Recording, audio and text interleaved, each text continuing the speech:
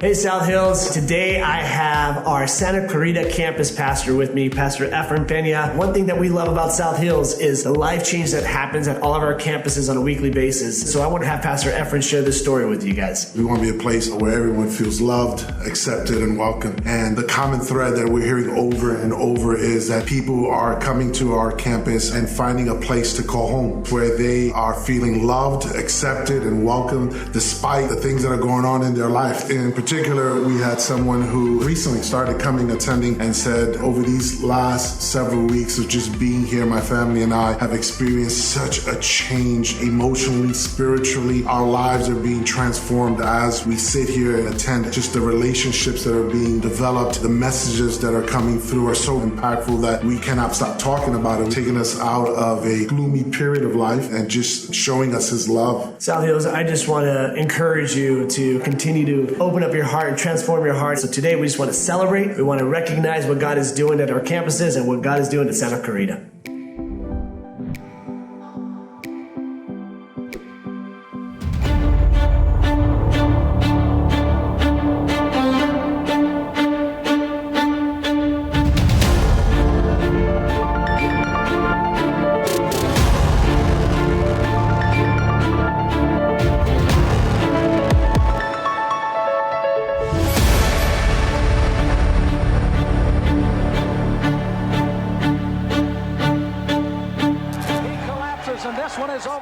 Next week, and I have a picture of when we very first started dating. Do we have a picture of that?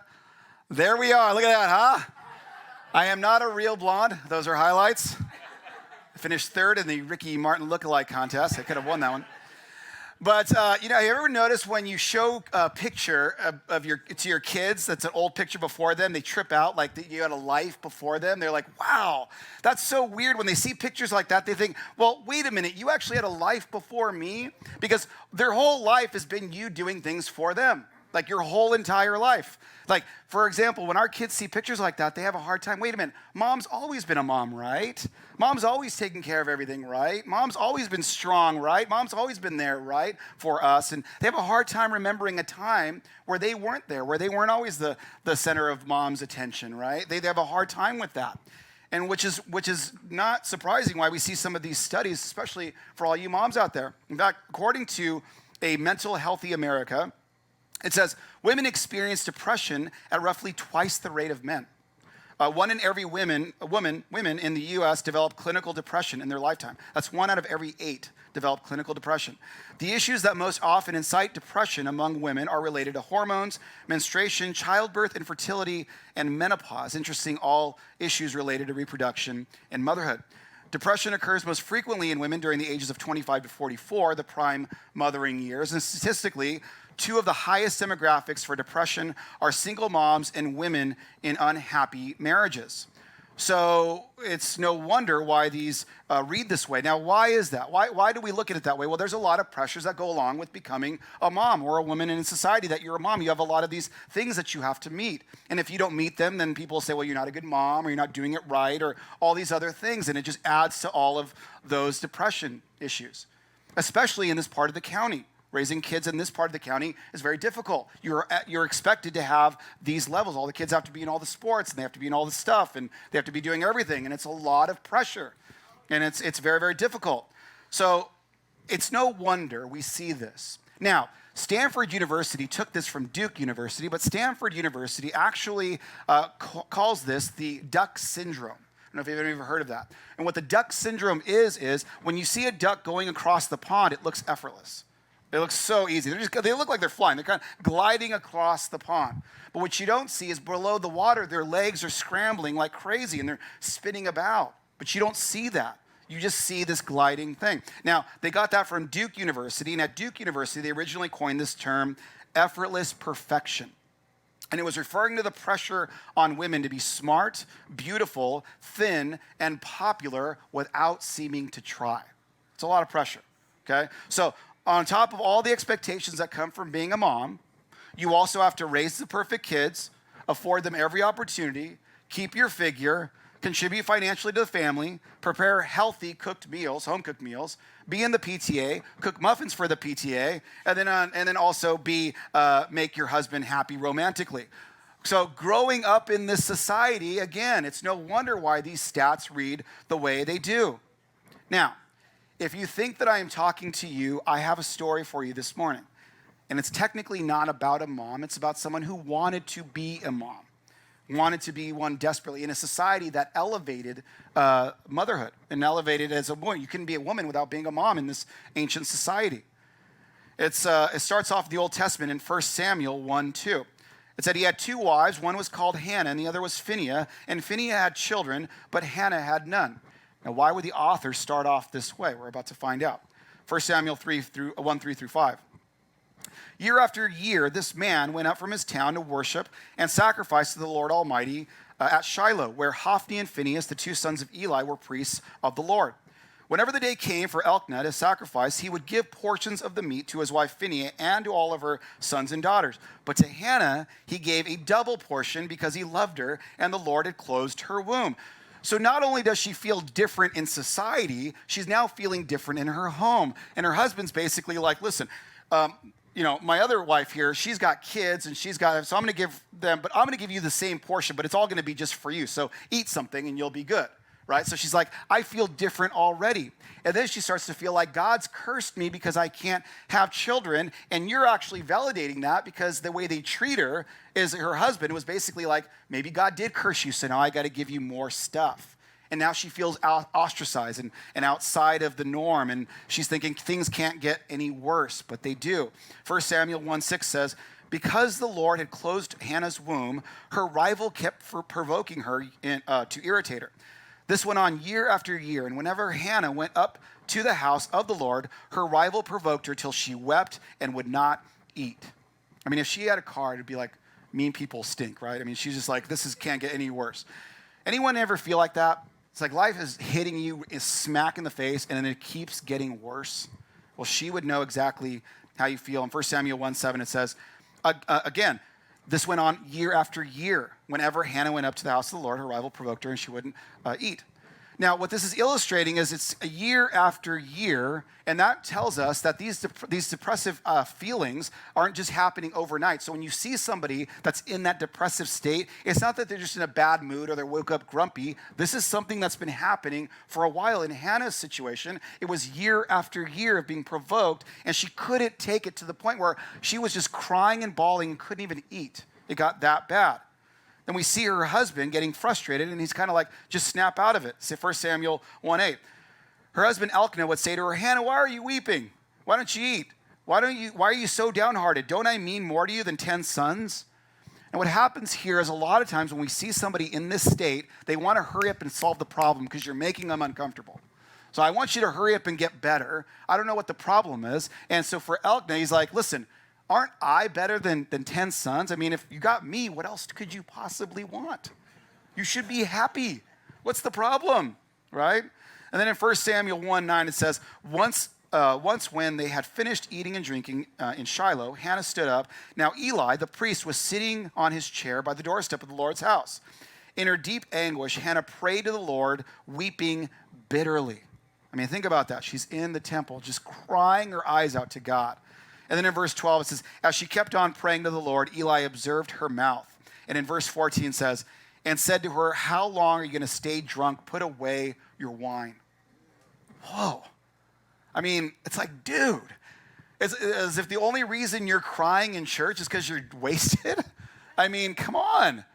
You know, it's showing that I can't even express my feelings in church because they're gonna feel like I'm drunk. He's making an assumption. He doesn't understand the context. He doesn't understand her story. He just leaps to an assumption. And maybe you've had Eli's in your life where you finally opened up to him and then they make an assumption about you that's not true. And now you're like, and that's why I don't talk anymore. And that's why I don't tell anybody anything anymore because I don't want to deal with this. Maybe you've had that in your life. In 1 Samuel 1:15, it says this. She says, not so, my Lord, Hannah replied. I am a woman who is deeply troubled. I have not been drinking wine or beer. I was pouring out my soul to the Lord. Think about that if you're Hannah. It's like, what are you talking about? I am pouring out my soul to the Lord.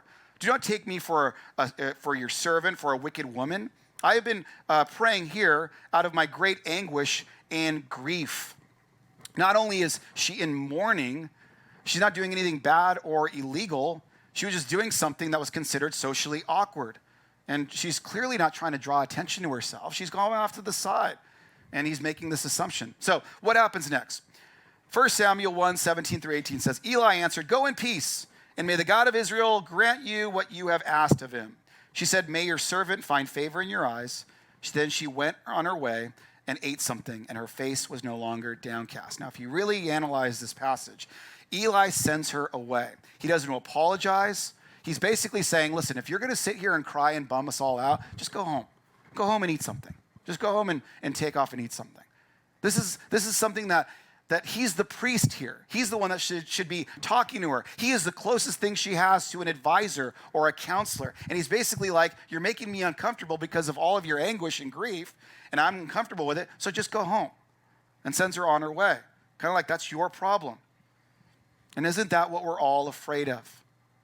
Opening up to somebody and that we've got something going on, that we're depressed about something, that we're anxious about something, that something's going on in our life, that we're troubled, but we're so scared to say anything anymore because it's like, if I do, they're going to make all these false assumptions about me. They're going to label me with something. They're going to say, well, that's not really my problem, that's your problem, I just go away. So I'm just not going to say anything. And I'm just going to pretend like everything is okay. I would caution you not to, though. Romans 12:15 says, "Rejoice with those who rejoice, mourn with those who mourn. Live in harmony with one another. Do not be proud, but be willing to associate with people of low position. Don't be conceited." And unfortunately, the way we read this passage a lot of times is be happy with those who are happy. And with those who are sad or depressed or mourning, politely send them on their way. Can't deal with you right now. Go somewhere else. You're ruining everybody's good time. Now, if you want to dig into why people do this, it's not that they're bad people. Maybe you have people in your life that have done that. It's not necessarily that they're bad people. What it is they don't want to face their own realities from what you're going through. And this is what I mean by that. Let's say, for example, that they're coming to you and they're talking about their marriage. Well, maybe you don't have a very good marriage right now, so you're like, I don't know, I don't want to look at that in myself, so I don't want to talk to you about this. Or maybe they have some financial issues and you've got major financial issues and they're like, just go away with that. Like, I want to be happy and you're bumming me out because I don't want to look at my own stuff, or whatever the case is. So it's not that they're bad people. They just don't want to look at that part of themselves on their inside as well. So they're kind of just, I want to push you away so I don't have to look at my own self. And that's why they're kind of, please don't burden me with that right now. Now, the truth is that biblically, the mental problems of our community are not just for the problems of those individuals. They actually are the problems of that community. You can't possibly read the Bible with Jesus with all of the one another's, or Paul with all of the one another's, and say, well, they're on their own. They're not on their own. They need the community. That's why the church is so incredibly important. You need each other. You need that community. I'm not suggesting not having boundaries. You certainly should have your boundaries, absolutely. But the point is that this is something that we're, as a society, are like, don't bum me out. You've got your own issues. Why don't you take care of that on your own? And then wait till you're better, and then you can come to church, and then you can be happy with the rest of us or whatever. That's not the case. We have to make sure that we're there for each other in community, Can't just say, well, you're starting to inconvenience me, so forget it. Eli was just like, go home and eat something. You'll feel better. Don't burden me. Just go home and eat something. You'll be fine. Which is really code for, I don't have time for this right now, and you're making me uncomfortable. He's the priest. At this point of the story, the priest, do you want to wring his neck right now? Well, if you do, check this out. 1 Samuel 4:18. When he mentioned the ark of God, Eli fell backward off his chair by the side of the gate. His neck was broken, and he died. Wow. For he was an old man and was very heavy. Well, because he kept telling people to eat something. He had led Israel for 40 years. Now, this story is anecdotal for 4 basic big reasons, okay? And they are these, and we're going to go into the first one much more in depth next week. But the first one is those suffering often stay stuck because they're too overwhelmed to act due to the depth of their sadness. Their fear of stigma, not wanting to address the size and scope and the road to recovery. Another one is unwillingness to address sin. It's another one. And the other one is a size and scope of recovery. Now, first, the depth of their sadness. Again, we're going to be talking about this next week more in depth. But the depth of their sadness is basically, it's not that they don't want to get better. They don't know how. So you can't just go, well, go get better. And then when you get better, then come talk to you. I don't know how to get better. What these people do, and unless you're going through that, you can't fully understand it. They feel like they're in quicksand and they can't get their leg out to take a step. It just won't come out, you know? So they're stuck in this. So just saying, well, go get better, or go just do, you know, then get happy and then come back and we'll be good. Well, I can't. I'd love to. I can't. I'm stuck. And we're going to get into that much more next week. But the other one is the fear of stigma. Studies continue to show the number one reason those who are suffering don't seek help. Why? Because they're afraid of the stigma that it brings. You know, stigma is the process through which people who think or behave in ways that diverge from society's norms are alienated or abhorred. Okay? Now, the word stigma actually is an ancient Greek word meaning a mark or brand on the body made with a sharp instrument. Now, historically, when we're talking about stigmas, historically, these were people that were marginalized big time by society. They weren't looked at as normal, okay? So they were marginalized. They were even experimented on because they were considered, you're not at our level. You're not normal. So we could kind of marginalize you, and you're not as important. It's also an unwillingness to address sin. Now, I'm going to give you, it's going to sound like a riddle, but just pay close attention. Okay, some people, okay, wrongly assume depression is always because of sin. Some people wrongly assume that depression is always because of sin. And others wrongly assume it's never about sin. Get that? So the answer is yes to both, okay? Sometimes it could be, sometimes it can't be. I mean, it just depends. But if it is, what the problem with this is that when we're getting into something that we're unwilling to talk about or address, we end up putting a fake facade around us, and that becomes very, very dangerous, and we don't ask for help. We just keep making excuses for some destructive behaviors, refusing to ask for help, and then you keep getting deeper and deeper into this. But there's healing in it. Some people are depressed because of some of the sin that they've been wrapped up in. But there's freedom in it. You know, there's freedom in knowing that God's already forgiven you. And if somebody's going to hold that over your head, that doesn't represent Christ. If somebody's going to make you feel guilty all the time, that doesn't represent Christ. But what that does is that causes a deep depression. It's like, well, now I got to live with this thing the rest of my life. No, you don't. No, you don't. God's already forgiven you. It says here, James 5:16, therefore, confess your sins to each other. It doesn't say hide your sins from each other. It says confess them to each other. And then pray for each other so that you may be healed. The prayer of a righteous person is powerful and effective. The prayer of a righteous person is powerful and effective. And you might think, I get it. I understand that. I understand that if I confess my sins to each other, I understand that it's good for me. I get it. But that is so embarrassing. It is so hard if I tell you what I've actually done. It's really embarrassing, which leads us to the next one. It's the size and scope of recovery. They're right. It is intimidating. It is hard. You know, crawling out of a deep depression is way too much work to do on your own. This is exactly why you need other people. This is what we talked about last week. You need a community. You need other people. You need to be honest. Now, sometimes when we're talking about depression, some people have had it since they were born. They can't remember a time where they didn't have these depressive thoughts. Just ever since you could ask them, well, how long have you been feeling this way? I don't know, forever. I've always felt like this. Ever since I was really little, I felt like this. And it's been something ingrained that they were taught to hide it or to pretend like you're normal or pretend like you don't have any issues. We talked about this a little last week. Well, they'll act out, they'll be funny or witty or charming or something so they can kind of hide the fact of what's going on the inside. So they've always had this. But others, they've had it because something happened in their life. Maybe their marriage was falling apart and it caused a deep depression. Or maybe they're caring for their kids and their kids are going through something and it's causing a deep depression. Or their parent and they're dealing with parent issues and it's causing a deep depression. You know, or financial issues, or even your own health issues. And so these are circumstances that are coming on you that you're like, I used to be good, but now I've got these circumstances around me and I still have to pretend like I'm okay. And if it's you, and if that's where you're at, the thought of waking up in the morning is exhausting. Getting out of bed is a major hassle. Why?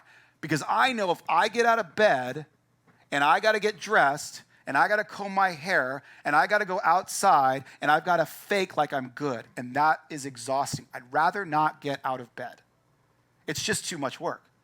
I just can't do it. And maybe that's where they're finding themselves in that situation. I want you to hear this and remember this. This is very important if that's you. If you're going, yeah, that is me for sure. If that's you, remember, you can't fulfill your inner worth with the appearance of outer success. Okay? It's really important you get this. You can't fulfill your inner worth with the appearance of outer success. So you can't just put on a smiley face, new clothes, do your hair, and think, okay, now everything's going to be fine. You can't do that. It's still inside of you. And you can't. You're just pretending, and you gotta deal with that. You might be thinking, well, what then? I love what Jesus says here, Matthew 11:28. He says this: "Come to me, all of you who are weary and burdened. I'll give you rest. Take my yoke upon you and learn from me, for I am gentle and humble in heart, and you will find rest for your souls." But in order to do that, you gotta be willing to be humble and go to him. You gotta be willing to make sure that you're putting yourself out there. Now think about this. I'll give you rest. Come to me, I'll give you rest. I am gentle and I'm humble in heart. I'll find rest for your souls. Guys, think about this for a second.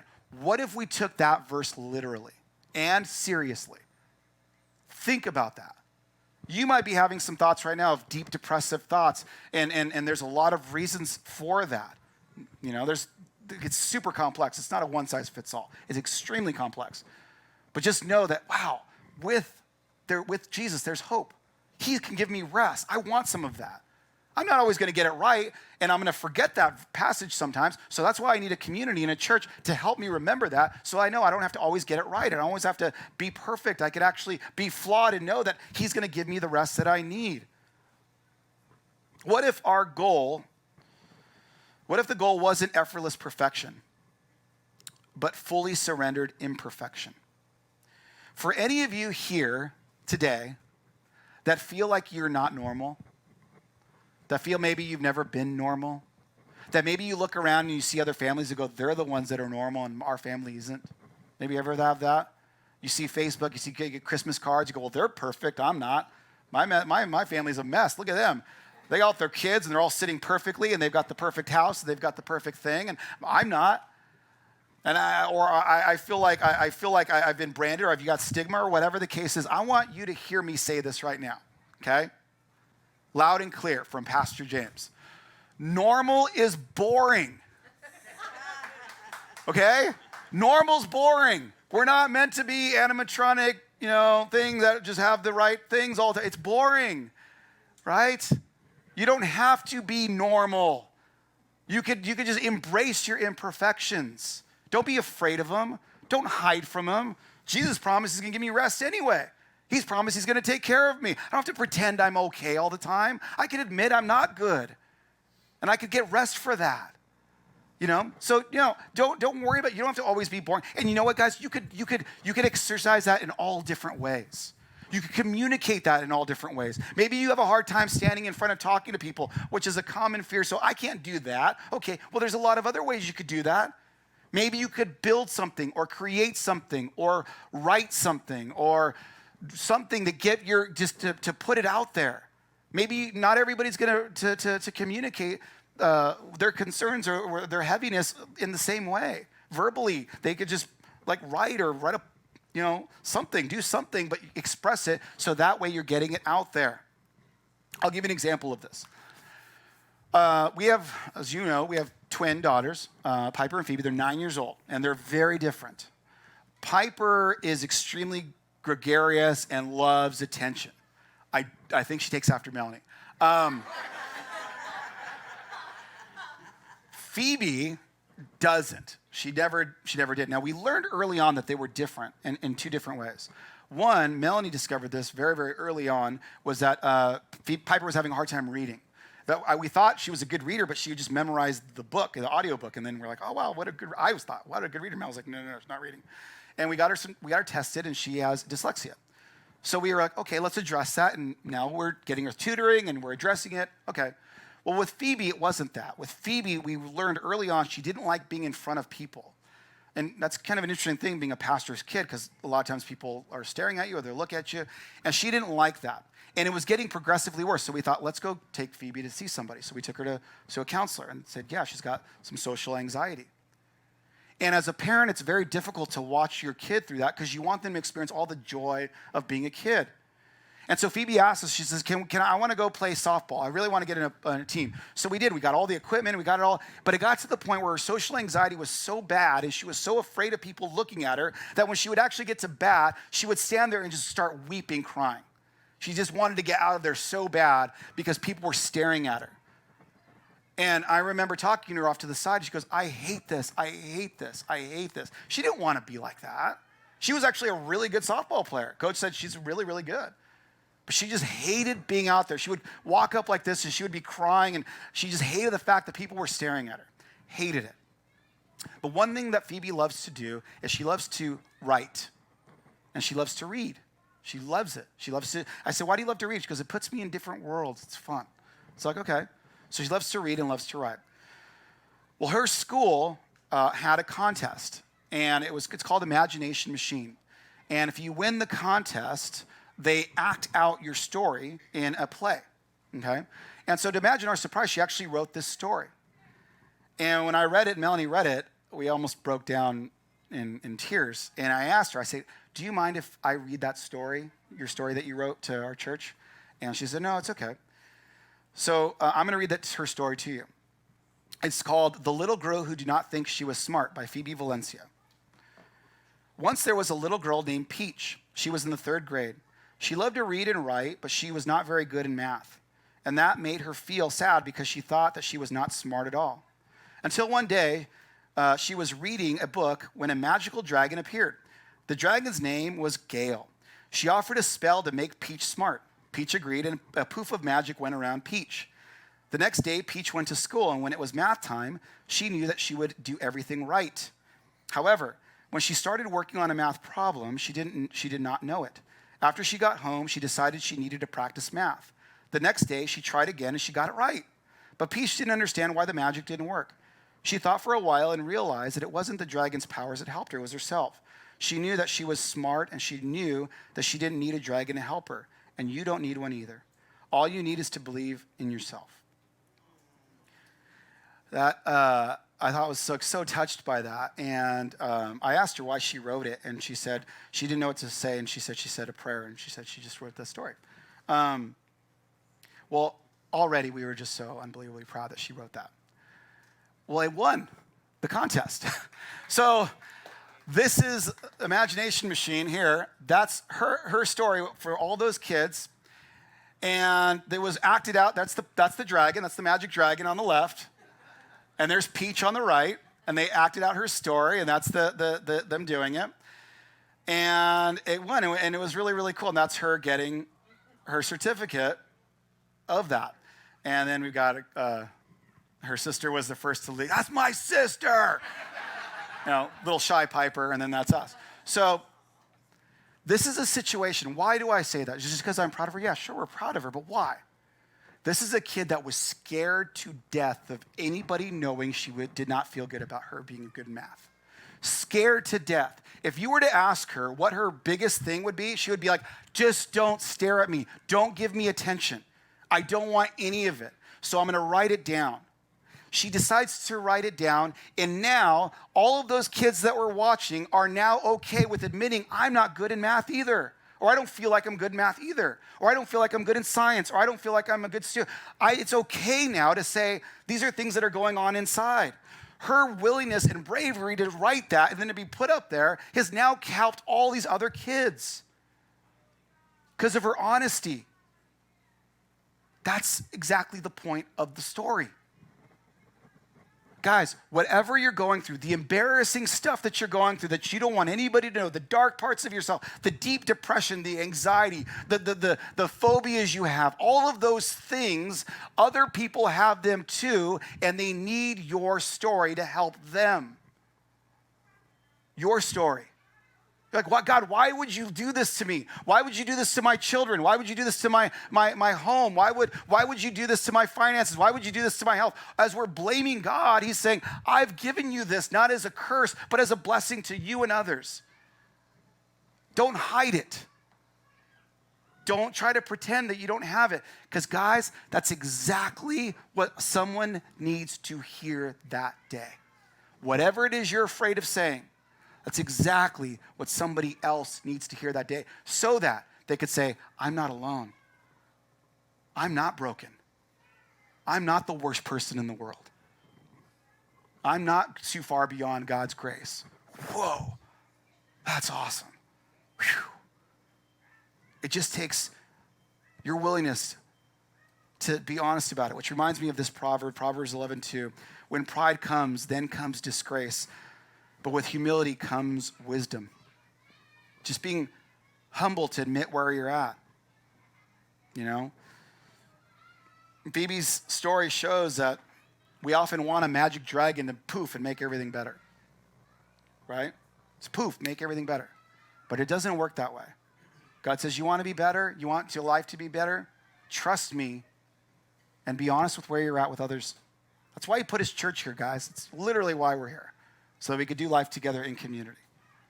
And that's what we're going to continue to do. He wants us to be open and honest, trusting him in the process, so that our story will not only bless us, but it will be a blessing to others. And that's what we're going to continue to do. And if you're dealing with something right now, if you or you know somebody that's gone in a pretty tough spot right now, please continue to remind them, guys. As I said last week, and I'm going to say it again. You're not broken. You're brave. When every day getting out of bed is a struggle and you're here, you're brave. And you need to hear that. Watching online, you need to hear that. And we're gonna continue to encourage each other together as a family. Let's pray. Father.